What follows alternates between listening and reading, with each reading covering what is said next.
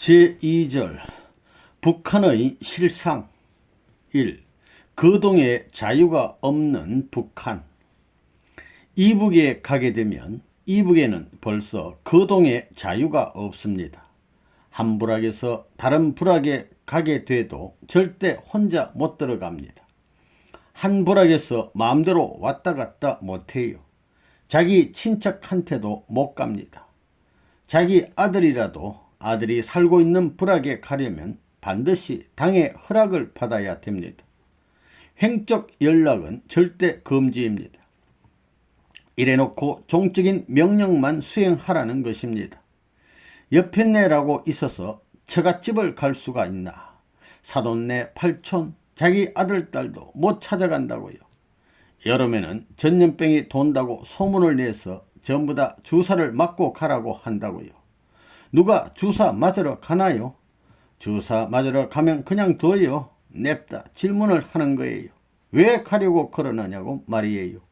그러니 주사 안 맞고 돌아가겠다고 하게 돼 있지 주사 맞고 가겠다고 할 사람이 없습니다. 무슨 말인지 알겠어요?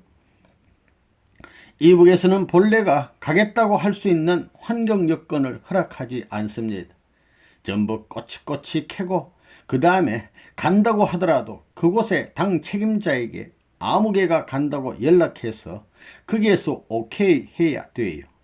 한번 어디 가기가 얼마나 힘든지 거기서 나가지고 거기서 죽는 거예요. 멧돼지 새끼도 먹이를 찾아서 마음대로 돌아다닐 수 있는데 사람이 그런 멧돼지나 개새끼만도 못해요? 개새끼만도 못하냐고요. 이렇게 마음대로 활동을 못하기 때문에 이남에서 이북으로 간첩으로 갔다가는 감쪽같이 잡히는 거예요. 그리고 정명서가 무슨 당의 정명이니 민청의 정명이니 해서 10여 개가 된다고요. 요즘은 18개가 된다고 그러더구만요. 그러니 거동하려면 그런 모든 여건을 가려가지고 그걸 밟아 넘어가야 하고 자기를 공인하게끔 해서 넘어가야 하는데 저쪽에서 또 질문하는 것입니다. 이런 용건으로 왔다고 하는데 그렇게 하나 안 하나 감시하고 틀에다 박아놓고 보는 것입니다. 거기서 다르게 움직였다가는 용서가 없습니다. 그런 사회입니다. 알겠어요? 무슨 말인지. 행적 관계는 허락하지 않아요. 이 초등학생을 이용한 가정제도 파괴. 심지어 북한에서는 초등학교 1학년 아이들도 전부 다 첩자라고요. 소년들은 학교에서 상을 주게 돼 있습니다. 새로운 것을 보고가게 되면 학교에서 상을 주게 돼 있습니다. 그래서 자기 어머니 아버지가 한 말을 보고하게 돼 있다고요. 남자나 여자나 학교에 가면 어머니 아버지가 무슨 이야기를 했는지 비밀리에 보고하게 되어 있다는 거예요. 책임자가 있어가지고 당과 연결되는 거예요. 이래놓고는 지령을 내리는 거예요. 너 어머니하고 아버지가 이런 이야기를 했는지 가서 물어봐라. 이렇게 하는 거라고요. 딱 물어보면 반동분자로 그릴 수 있는 대답을 하게끔 하는 것입니다. 이래가지고 전부 가려놓는 거예요. 학부형들을 중심 삼고 거기에 있어서 학부형들을 자기들 편인지 반동분자인지 전부 갈라놓는 것입니다. 그렇게 해서 어머니 아버지가 자식을 불신하게 만들어 버리는 거지요. 어머니 아버지가 아들 딸을 믿지 못하게 되니까 그 아들 딸은 누구를 믿느냐 하면 어머니 아버지를 믿는 것보다도 학교 선생들을 믿어요. 그러니까 학교를 중심 삼고 완전히 연결되는 것입니다. 이렇게 국가를 배경으로 해서 학교 중심한 체제를 만들므로써 김일성을 아버지라 하는 단계에서 올라가게 되는 것입니다. 초등학생들에게 너희 어머니 아버지가 믿지 않고 있지 않느냐 이러면서 정보 활동을 시키는 거예요. 자꾸 보고하게 시키는 거예요. 이렇게 이간해 놓으니 이렇게 그렇게 되는 거라고요. 믿지 못한다는 거예요. 그렇다는 거예요. 누굴 더 믿느냐? 학교 선생을 더 믿게 돼요. 그래 놓고는 초등학생도 조직에 들어가게 해서 활동시키는 거예요. 전부 다. 그리고 또 친척이 오거든 무슨 말을 했는지 전부 보고하게 되어 있습니다. 어떤 친척이 왔다 갔으면 반드시 보고하게 되어 있어요. 보고하는데 무슨 내용의 이야기를 했는데 그 내용을 적지 않고 보고하게 되면 기합받는 것입니다. 그렇게 되어 있다고요. 그러니까 어머니하고 아버지하고 이야기하면 조그만 아이들이 들락날락하면서 전부 듣습니다. 누나가 듣고 동생이 듣고는 나는 이런 말 들었는데 너는 이런 말 들었느냐 해서 둘이 합해가지고 보고하는 거예요. 그렇게 조직이 편성되어 있습니다. 그렇게 학생들이 보고한 것을 중심으로 해서 반동색채를 띤 말이나 행동을 한 사람들은 반드시 불순분자, 이색분자라고 해서 배급량을 삭감하는 것입니다. 그러니까 뻔하게 틀린 줄 알면서도 입을 다물고 가만히 있는 거예요. 입을 가졌더라도 이야기를 못합니다. 이야기하다가는 들통나게 되면 배급량이 줄어들어 갑니다. 요전에 김만철 씨 아들들이 이야기하는데 그거 그냥 그대로예요. 그보다 더하면 더했지. 그 이상이라는 거예요. 아침에 나가면 밤 12시에나 돌아온다는 거예요. 그거 맞는 말이라고요. 아이들을 집에 절대 두지 않는다고요. 집은 뭐냐? 반동분자의 소굴이라는 거예요. 본래 마르크스의 공산주의 이론에 보면 가정이 우상이라고 했어요. 가정이 착취의 원조라고 했다고요. 부모가 이렇기 때문에 가정에 대한 취미를 절대 못 갖게 합니다. 학교에서 전부 안고 그런 교육을 해 나가는 거예요. 너희 집이 마음 두고 살 곳이 아니다 이거예요. 집과 완전히. 그래 놓고는 김일성을 아버지라고 딱 붙여놓고 교육해 나가는 것입니다. 그러한 북한에 대처해 가지고 우리가 해방하겠다고 나선다는 것이 간단한 말이 아닙니다. 3. 북한의 생활 실상과 군사 준비. 오늘의 시점에서 잊어서는 안 될 것이 북한 공산치하에서 살고 있는 북한 동포들입니다. 선생님이 해방 이후 북한에 들어가 선교활동을 폈고 그로 인하여 반동으로 몰려 수용소에서 죽음보다 더 고통스러운 생활을 해봤기 때문에 알지만 북한 동포들의 전반적인 생활이 미국의 감옥보다 더 자유가 없고 힘겨운 생활이라는 것입니다. 미국의 감옥은 북한 생활에 비하면 휴양소와 같은 곳이라 해도 좋을 것입니다. 북한에서는 밥을 배부르게 먹고 사는 것이 소원입니다. 그렇게 되어 있다고요. 밥을 여기처럼 마음대로 먹는 것이 아닙니다. 어떻게 밥을 배부르게 한번 먹어보느냐 이거예요. 옷 같은 것은 하나도 문제가 아닙니다. 배고픈 사람이 무슨 옷이 문제겠어요. 신을 신는 것이 문제가 아니고 집이 문제가 아니라고요. 밥만 먹을 수 있는 생활이면 제대로 만족한다 이거예요. 그렇게 해놓고 그 모든 것은 전부 남한 침투를 위한 군사비로 쓰는 것입니다. 이렇기 때문에 이남 38선까지는 아마 길을 잘 닦아 놓았을 것입니다. 50년대에 흥남 감옥에서 나오면서 잘 봤어요. 우린 그런 면에서 관심이 많거든요. 다리를 어떻게 놓았느냐 하면 벌써 연장할 수 있게끔 해놓고 다리를 놓았더라고요. 2차선 정도로 말이에요. 2차선 고속도로처럼 그렇게 군사도로를 만들어 놓았어요. 이북은 시멘트가 많으니까 콘크리트로 이렇게 두껍게 했더라고요. 관심이 있어서 파보니까 말이에요. 탱크가 지나가도 깨지지 않게 해 놓았더라 이거예요. 그때 50년대에 내가 나오면서 감명받았어요. 교량 같은 것도 30톤 탱크가 이동해도 관계없게끔 전부 다 놓았더라 이거예요. 흥남에서 나오는 길은 동해안에서는 중요한 간선이 될 수 있는 도로인데 벌써 군사 도로로 그렇게 준비를 했다는 거지요. 그걸 보고 이건 남한 침공을 위한 계획이다라고 생각했어요. 정부를 세우면서 소련 극동 정책에 의해 KGB의 배후의 사주를 받아가지고 그렇게 했다고 보는 것입니다. 그렇기 때문에 흥남에서 나는 비료 같은 것을 전부 어디로 가져가느냐 하면 소련으로 가져갑니다. 비료하고 무기하고 바꾸는 거예요. 그 무기는 소련에서는 10년, 20년 지난 것들이에요. 그걸 전부 바꿔오는 거라고요. 싸니까. 고급 군장비는 필요 없거든요. 그러니까 싼 군사 중장비를 준비해 나온 거라고요. 그런데 무엇 갖고 중장비를 준비해 나왔느냐 하면 비료입니다. 그래서 흥남 비료 공장에 비료를 전부 다 소련으로 보내는 거예요. 하루에 몇 차씩 실어 나릅니다. 그것이 전부 무기가 돼 가지고 와서 38선에 배치되는 거예요. 그걸 내 다 알고 있었다고요. 그러니까 그들은 대이동할 수 있는 군사 도로를 확장했었다고요. 그걸 50년대에 이미 흥남에서 평양까지 나오는데 아스팔트가 없으니 시멘트 콘크리트로 교량을 놓고 도로 공사를 전부 필했다는 거예요. 그리고 언제든지 확장할 수 있는 계획이 다 되어 있다 이거예요. 북한엔 시멘트가 많이 생산되니까 벌써 군사 도로를 준비해 놨더라 이거예요. 그러니 지금 평양에서 신우지까지는 뭐 더 말할 게 없지요. 그리고 지금까지 시즌 후 몇 년이 됐나요? 그간에 무슨 일을 못 했겠어요. 땅굴을 파고 말이에요. 그 땅굴이 지금 몇 개인지도 모르잖아요. 미국과 싸울 때 휴전되기 전까지 말이에요. 여기선 비행기로 공격했다고요. 그런데 이북에는 비행기가 없었어요. 그래서 포탄을 일선까지 어떻게 나르느냐.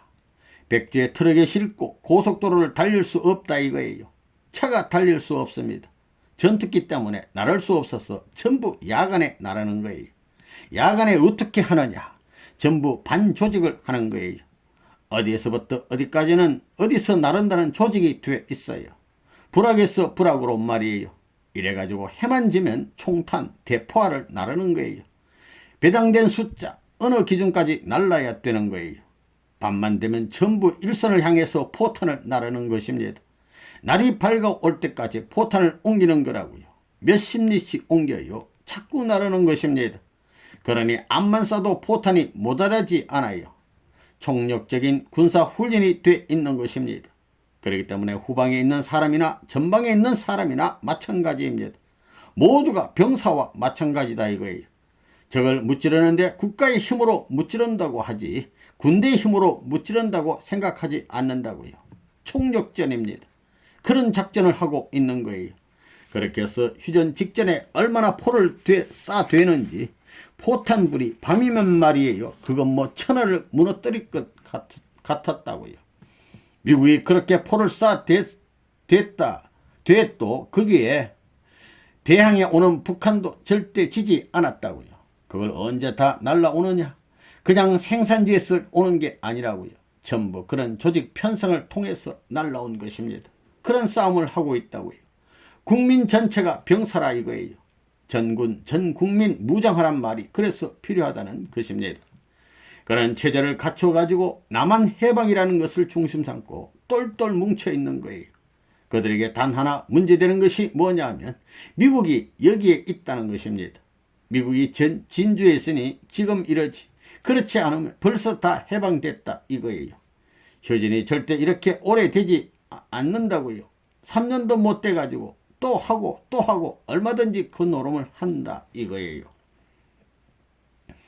해방 이후 내가 내려온 때가 1950년이니까 그들이 정부를 세워가지고 3년 만에 남침했다고요. 그걸 알아야 돼요.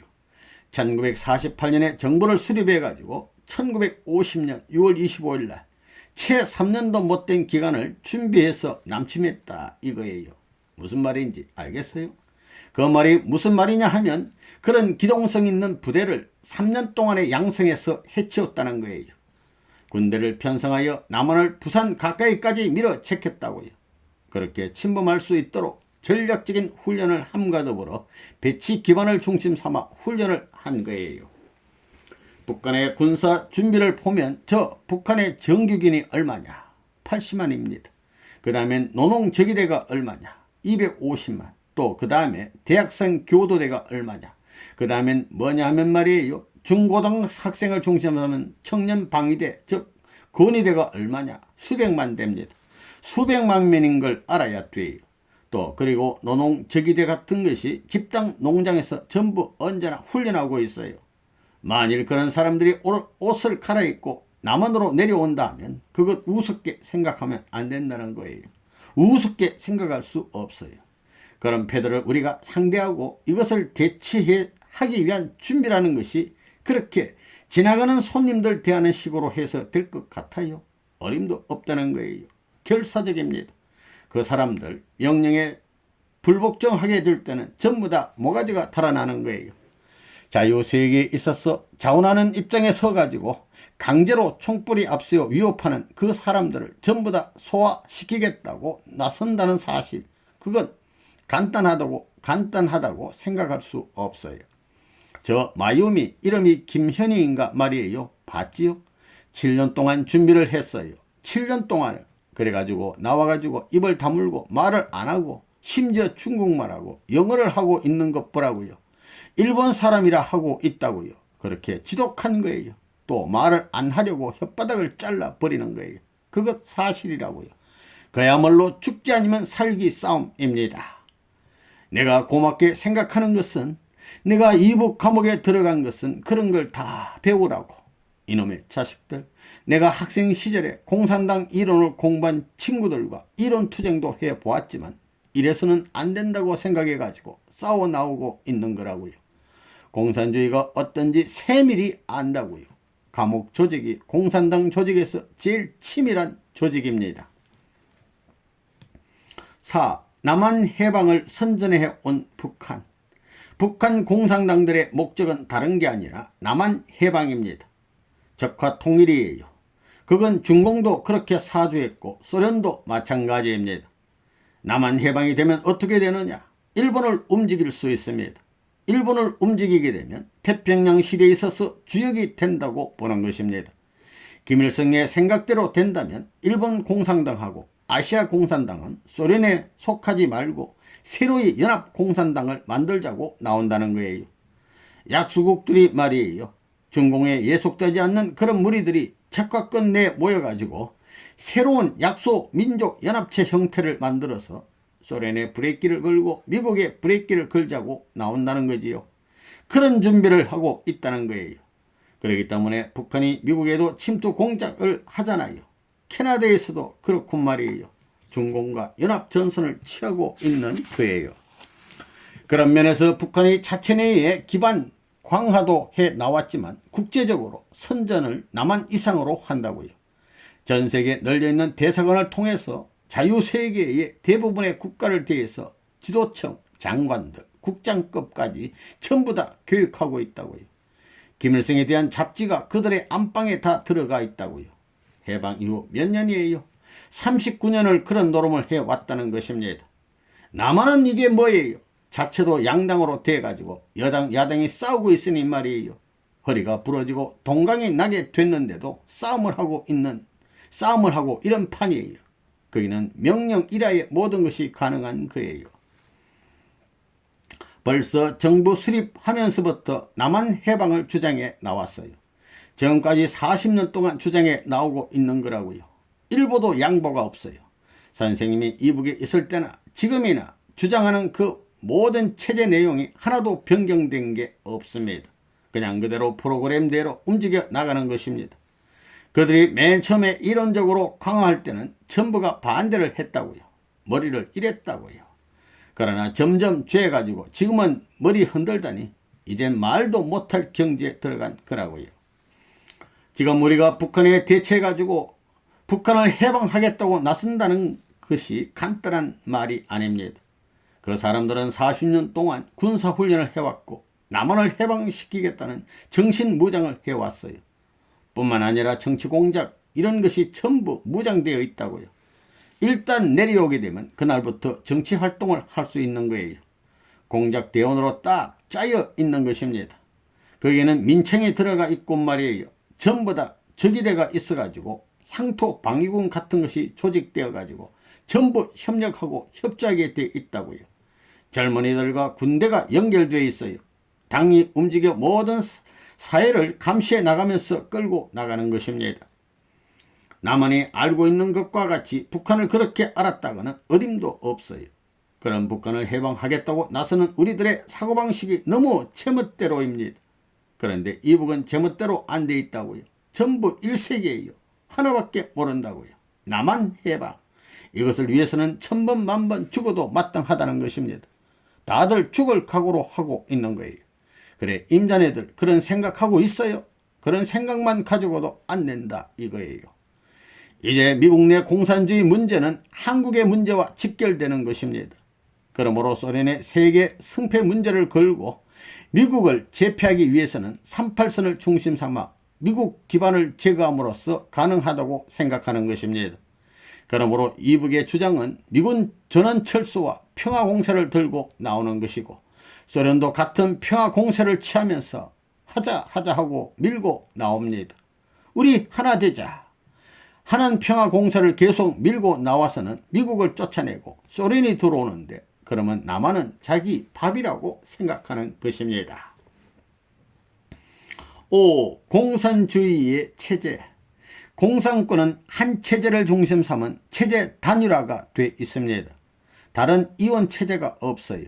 그래가지고 거기에 막강한 개인의 힘, 종족, 민족, 국가의 힘이 모두 지지하고 밀어주고 있습니다.